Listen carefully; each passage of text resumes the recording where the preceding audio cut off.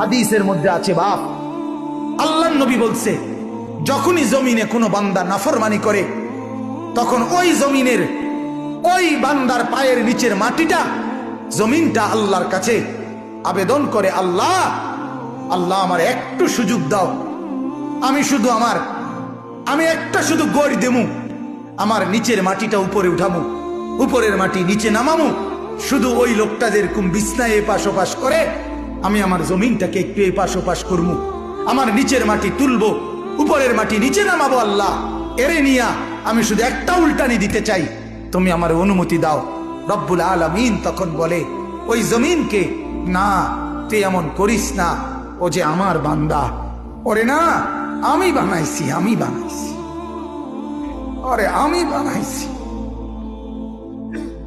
আমি বানাইছি। এই জমিন আমি কায়নাত আমার হুকুম দিয়ে বানাইছি, আর ওরে আমি হাত দিয়ে বানাইছি, আমার হাতে বানাইছি, আর নাক আমি লাগাইছি, আর চোখ আমি লাগিয়েছি, আর কান আমি লাগিয়েছি, আর হাত আমি লাগাইছি। আরে আমি সেই মাওলা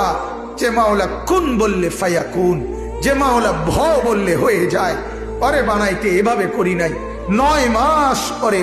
আর মায়ের পেটে রাইখা আমি নিজের হাতে ড্রয়িং করছি, নিজের হাতে একবার নাক লাগাই 100 বার দেখছি ঠিক মতো হয়েছিনি, একবার চোখ লাগাইয়া কুঠিবার দেখছি ঠিক মতো হয়েছিনি। এইভাবে 9 মাস আমি তারে যত্ন করে সাজিয়ে সুম্মা আনশানাহু খালকান আখার, আমি তার এক মানুষ বানিয়ে এরপরে মায়ের পেট থেকে আমি বের করেছি, যাকে আমি এত যত্ন করে বানাইছি রে, তারে এত অল্পতে কেমনে মেরে ফেলি? না তুই একটু ক্ষান্ত হ, দেখি না ও তওবা